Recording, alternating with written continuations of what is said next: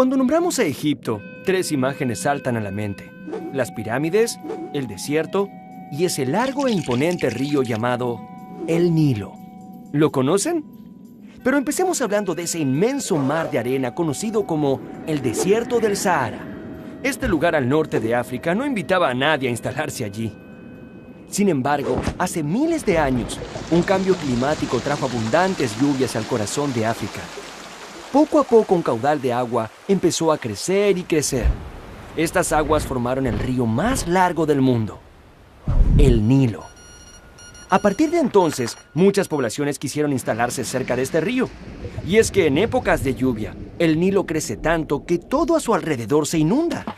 Pero cuando estas aguas se retiran, dejan una tierra ideal para la agricultura, pues está llena de limo. Y el limo es uno de los mejores fertilizantes que existen. Durante los siguientes miles de años, muchas poblaciones que antes eran nómades empezaron a construir sus hogares alrededor del Nilo. Así nació el antiguo Egipto, una tierra habitada por hombres y mujeres que rápidamente aprendieron a sembrar y recolectar alimentos en abundancia, sin la necesidad de mudarse de un lugar a otro. También aprendieron a domesticar muchos animales. Mami, ¿tenemos que volver a irnos? No, querido, ya no será necesario. Los egipcios necesitaron mucho ingenio para aprovechar las crecidas del Nilo en su beneficio. Para eso, inventaron un sistema de riego en el cual tenía que participar toda la comunidad. Así surgieron oficios como el del agrimensor, algo parecido a los ingenieros modernos. Los agrimensores medían las tierras y planeaban cómo hacer los canales de riego y muchas otras cosas. Fueron los primeros en aplicar cálculos de aritmética y geometría para construir grandes obras. El Nilo trajo a los egipcios otro impresionante beneficio: el comercio. Y es que en sus aguas era muy fácil navegar, así que todo aquel que tenía un barco a mano podía recorrerlo de arriba a abajo. El río se convirtió en una gran autopista a través de la cual los pueblos que estaban en sus orillas comerciaban entre ellos. Esto trajo grandes riquezas para los egipcios. Y así empezó a gestarse esta gran civilización. Todo gracias a este gran río. 3000 años de historia.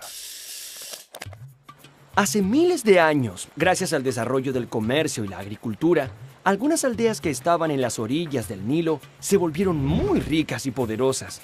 Fue así que empezaron a surgir importantes ciudades a lo largo del río. Casi 3000 años antes de Cristo, el rey Menes unificó los reinos del Alto y del Bajo Egipto y fundó su capital en Menfis. El símbolo del Alto Egipto era una corona blanca y el del Bajo Egipto una corona roja. Así nació la doble corona de los faraones. Este fue el comienzo de un gran imperio que perduraría por miles de años.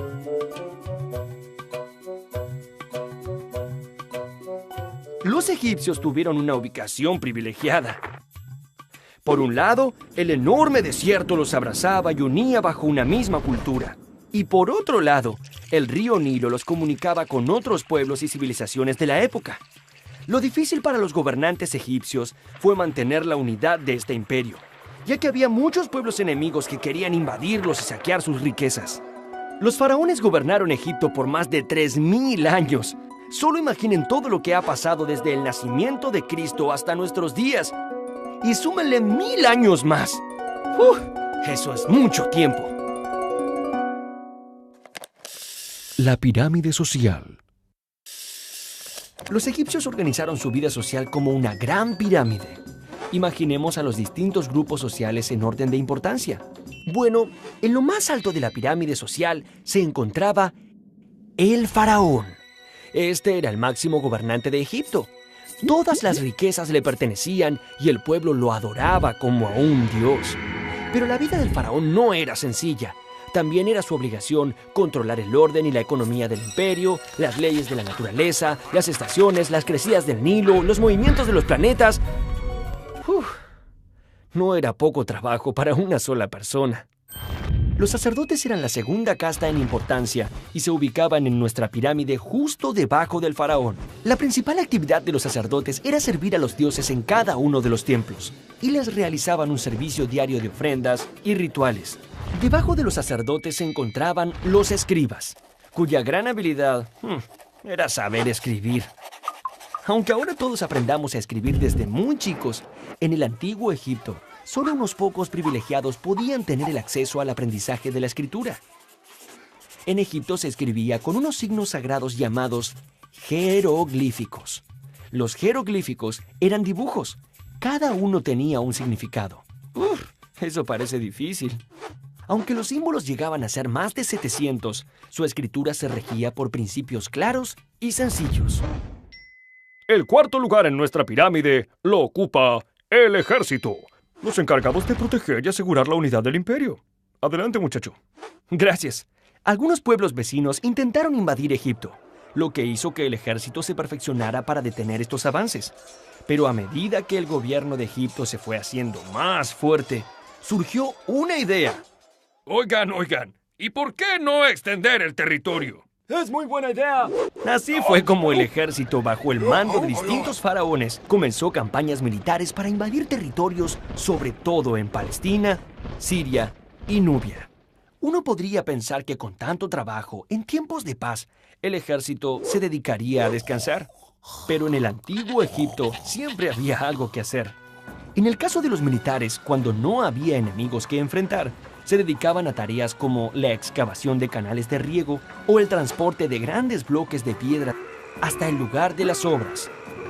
¡Vamos, tiren! Y finalmente, en la base de la pirámide, se hallan los comerciantes y los artesanos, luego los campesinos y en la parte más baja, los esclavos, quienes tenían a su cargo la realización de las tareas más pesadas.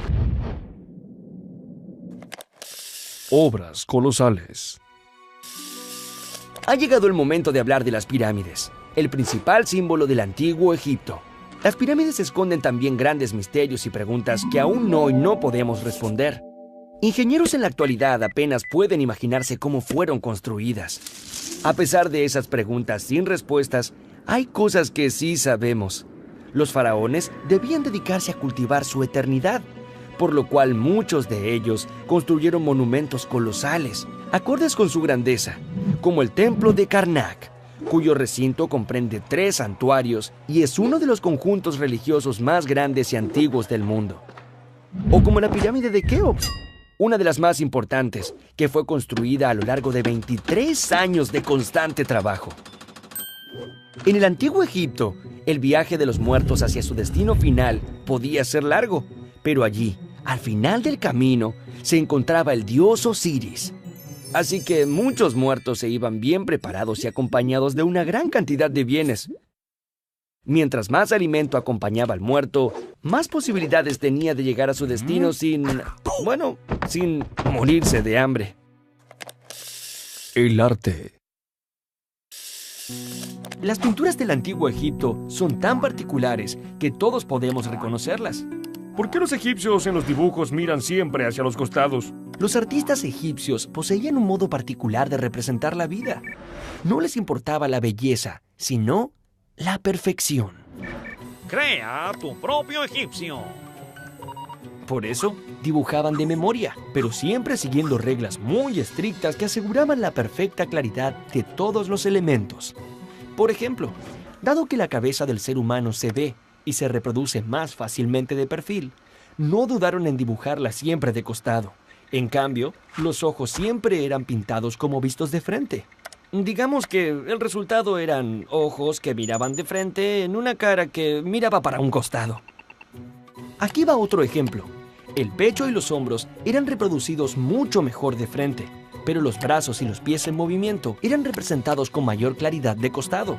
Por esta razón, en esas representaciones, las figuras humanas aparecen planas y al mismo tiempo contorsionadas, casi como si las hubiera arrollado un carro. Aunque claro, no había automóviles en esa época. ¿Se han preguntado por qué los dibujantes representaban siempre al faraón en un tamaño más grande? Bueno, era simple.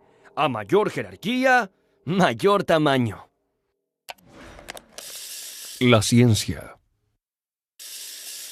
Los antiguos egipcios fueron grandes matemáticos y científicos. De hecho, a ellos se les debe el calendario de 365 días con cada día dividido en 24 horas.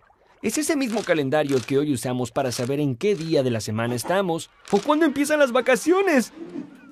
Entre todos los científicos del imperio, hubo uno que se destacó por toda la eternidad. Fue Imhotep, el sabio. Imhotep fue el fundador de la medicina egipcia. Se desempeñó como sumo sacerdote y visir del faraón Zoser, a quien le diseñó la primera pirámide escalonada, con la que se convirtió también en el primer arquitecto conocido de la historia. Los médicos eran muy queridos y respetados. En Egipto se escribieron muchos papiros médicos que fueron pasando de generación en generación, ampliando el conocimiento sobre las enfermedades. Gracias a estos papiros, sabemos que ya ellos tenían, como nosotros ahora, médicos especialistas para tratar las diferentes enfermedades de la piel, de los huesos, de los dientes y del corazón, entre otras. Sabemos también que conocían las partes del cuerpo, las venas y las arterias más importantes, y que utilizaban cientos de fórmulas para fabricar las medicinas necesarias para curar enfermedades, y que tenían muchos instrumentos que utilizaban en operaciones. Por supuesto, los médicos cuidaban de la vida, pero también de la muerte, inventando las estupendas momificaciones que los hicieron famosos. Así que, ya ven, las momias eran grandes pacientes y, sobre todo, sumamente obedientes a la hora de mantenerse quietas. Egiptología. Siglos de historia os contemplan. Esto fue lo que dijo Napoleón a sus tropas al pie de las pirámides. Es que cuando este gran militar desembarcó en Egipto en 1798, no solo estaba interesado en la ubicación estratégica del lugar, sino también en los grandes tesoros que allí se escondían. Por eso, además de soldados y armas, Napoleón viajó desde Francia con un grupo de científicos que inventaron un nombre para el estudio del antiguo Egipto: la egiptología. Esta joven ciencia dio su primer paso importante cuando un oficial francés llamado Bouchard encontró por casualidad, como quien encuentra un caracol en la playa, una piedra negra, lisa, pero de forma irregular, que tenía escrito el mismo texto en 3 tipos de escritura: griego, demótico y jeroglífico. Sin saberlo, Bouchard había encontrado en esa piedra la llave para el conocimiento de una de las civilizaciones más apasionantes de nuestra historia. Un joven muy estudioso llamado Jean-François Champollion se obsesionó en descifrar los jeroglíficos de esta misteriosa piedra. Muchos años después, cuando ya no era tan joven, advirtió que cada signo correspondía a un sonido. ¡Eureka! ¡He descifrado la piedra! Así se pudo traducir por primera vez los jeroglíficos egipcios. Este descubrimiento sirvió luego para descifrar la tumba de Tutankamón. Todos habrán escuchado hablar de este joven faraón que murió a los 18 años y que se volvió muy famoso cuando en 1922 Howard Carter desenterró su tumba, que tenía más de 3.000 años de antigüedad. Sin embargo, nunca pudieron explicar los misteriosos sucesos que ocurrieron después. En el mismo momento del descubrimiento, hubo un apagón general en el Cairo. Poco tiempo después, muchas personas que habían participado en la expedición de Carter murieron. Así se llegó a decir que existía una maldición y que todo aquel que visitara la tumba de Tutankamón sería víctima de ella. Hoy en día, sin embargo, sabemos que esa maldición fue tan solo un producto de la imaginación popular. ¿O no? El fin del imperio egipcio. Así como la unión hace la fuerza, la división produce debilidad. Con el correr de los siglos, el poder de los faraones egipcios se fue disolviendo debido a innumerables peleas internas, hasta que finalmente fueron dominados por poderosos imperios vecinos. Primero, los persas, luego los macedonios y finalmente los romanos. Cleopatra fue la última faraona del antiguo Egipto. Dicen que su extraordinaria belleza hacía suspirar a más de un hombre allá por la época. Marco Antonio, era un poderoso general romano que cayó preso de su amor. Ella soñaba con que ese amor le devolvería el esplendor a Egipto. Lamentablemente, Marco Antonio perdió en una gran batalla frente a su rival, Octavio. Marco Antonio y Cleopatra se suicidaron, dejando en manos de Octavio y del Imperio Romano lo poco que quedaba de Egipto. A pesar de los miles de años que han pasado, la influencia de la civilización egipcia aún perdura entre nosotros, y sus colosales monumentos nos recuerdan su grandeza y majestuosidad.